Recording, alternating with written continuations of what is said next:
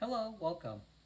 So for the past month, December into January, I did 30 days of loggable street parking endurance workouts as a kind of like a 30-day fitness challenge. Now, just to clarify, this is not a thing. In street parking, they preach that you should be taking rest days every week, and that endurance workouts, if you're endurance focused, should be mixed in with unilateral or body strength workouts for injury prevention. Part of the reason I did this is I injured my finger in November, and because of that, I was not going to be lifting heavy anyway, and so my workouts had become endurance heavy. And doing this as a 30-day challenge meant that it added intensity to the workouts because forcing myself to at least follow one of the programmed workouts in street parking, enforce some intensity into my days. For those who follow street parking, there's a weekly endurance accessory program, which is generally 30 minutes to an hour of tempo and sprint intervals of various kinds. For those people who 30 minutes is a long time, there is an endurance on-ramp program, which is a 12 session program that scales up 15 to 30 minutes long. And the intention here is you do this, and by the time you're done, you should be able to handle the regular endurance program. For those wanting more endurance, I call myself a lapsed runner. I have 6 marathons behind me. There's an extra endurance program, which adds a 20-minute interval workout and a 30-minute long workout, which is intended to be on top of the weekly endurance. So that would be a three-day a week program. For those who have slightly more commitment, there's a 5K program that is based on aerobic capacity, and then a half marathon program. Okay, and then newly added this year is a 6-week assault bike program, which is a two-day a week program for air bikes. And so for this 30-day challenge, I drew kind of on all of these. For modes, we basically now have all the toys in the basement.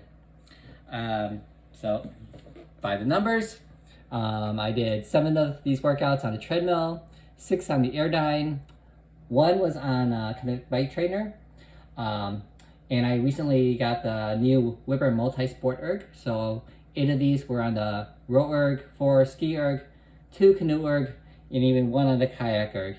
And then for those who you add, I did 1 of the weekly endurance programs as a run, row, ski triathlon, just because I could.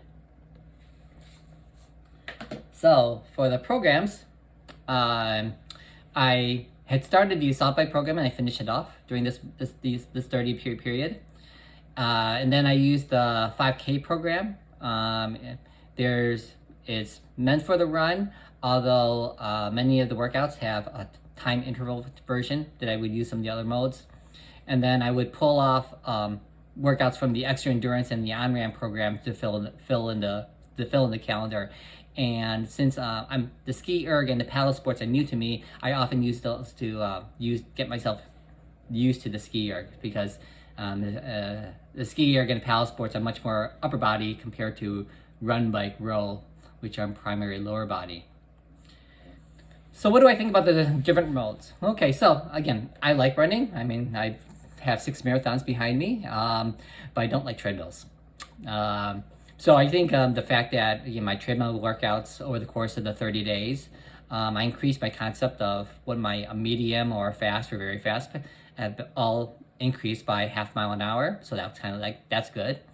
The bike trainer is fun, but it just takes a long time to set up, and cyclists generally think that anything under an hour or 2 hours is a waste of time. So I don't really do those kind of things anymore.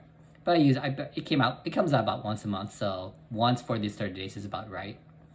The assault bike program, okay, I have an assault bike, but I never really trained in it. So the assault bike program, I like because it's trying to, again, figure out pacing. What is a medium, what is a hard, what is a very hard. And so you have your 30-second intervals, 1-minute intervals, 2-minute intervals, and they're trying to dial it in for you. And so that was kind of cool. The Whipr, which is a multi-sport erg machine, most people get it as a rower and a ski secondary, and that's basically what we have. So the rower I like, I used to have a magnetic rower, and the Whipr rower is mechanical resistance, but it has a flywheel, so it properly rewards the drive, which I appreciate a lot. And I think again, just like with the treadmill, I think over the course of the 30 days, my concept of what's a moderate, what's a hard pace has gone basically increased by 10 seconds. 10 seconds on a 500-meter pace. So that was a good thing. The skierg is new, and I think it's a lot of fun because it's so different. Again, it's if the rower is posterior chain, the skierg is anterior chain, and so I think the skierg and the rower have turned into my and the kettlebell are turned into my go-to 10-minute winter time workouts. So I like doing that. The paddle sports, canoe and kayak, are really different just because they're so upper body focused. And I think I can see myself switching over to canoe on a regular basis just for the variety. I think that the kayak just takes a little bit too much work to set up. You have to take apart the rower and then reassemble it with two machines. But I think the canoe erg is again is upper body focused, and is I think is a good contrast that I'll probably keep on doing that more often. For people who are familiar with Whipr, they also have a swim and stand-up paddle configuration. I've done it, but the stand-up paddle is really used for building balance and stability, so it's not really good for endurance workouts. The swim erg, I think it's really for technique practice, getting your body right, and I think you have to be probably pretty committed to using a swim erg and actually enjoying it. And I don't have that kind of commitment to swimming. My wife and kids are definitely more swimmers than I am. Let's see. So what do I think about this? Again, here's my my 30 days, and I think I did a good job of mixing things up. Again, the CrossFit mantra of constantly varied fitness is in effect here, even though it's all endurance. The ski and the paddle definitely help a lot this, just because they're so different than running, biking, or even for rowing. And that probably makes this a lot more bearable than I can imagine. I would get really bored really fast if I had to do 30 days of only one mode in a row.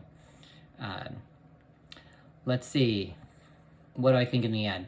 I'm not going to stay this endurance focused. Again, I'm probably more endurance heavy for street parking and CrossFit, but I'm not 30 days in a row heavy. I like the concept of constantly varied, and so I think just because of general interest, I will always do the big workout a week, and probably at least another day, another endurance workout sometime during the week. And the other thing I would see is that, again, if you are endurance focused in street parking, then the recommendation is that yes, you do your endurance workouts, but you also do your core and unilateral lower body work, which is the Butts and Guts program. And the reason you do that is because this builds up all your accessory muscles and prevents injuries. But one thing I did notice is that when you do, again, this constant varied jumping between the modes, you don't get really better at any one modality. That requires concentration. Okay, again, so and that's again what the special programs are for in street parking, or if you're doing CrossFit, this is what you would do in your accessory time. And so I'm already good at consistency. Okay, again, I'm definitely over. I'm probably averaging 5 days a week across 3 years. But for the coming year, my plan is to always have a specialty program in progress. And so, again, this first month, January, it's been just 30 days of endurance, which is not really a program. But two things I'm going to have up, my next two things I'm going to have is I'm going to finish off the aerobic capacity 5K program. I've done that in the past, but since I've kind of started, I'll finish it off. And second thing I'm going to do is I'm doing a program, a kettlebell foundations online class by Taco Floor, at caveman training. And so part of it is because I just want to get better at skills on the strength work. And this way I could get some sustained strength coaching. And again, I'm probably very biased towards taking higher skill options. So kettlebell probably counts as this among the strength sports. Thank you for watching. I hope this helps people who are looking at street parking from the endurance point of view, or if you're looking at the Whipr. I have other videos on Whipr if you want to see or hear what that sounds like. Please comment if you have any questions about Whipr, street parking, or the street parking endurance program. I'm not an expert, but I can say something. I might be able to say something. And remember, consistency is key.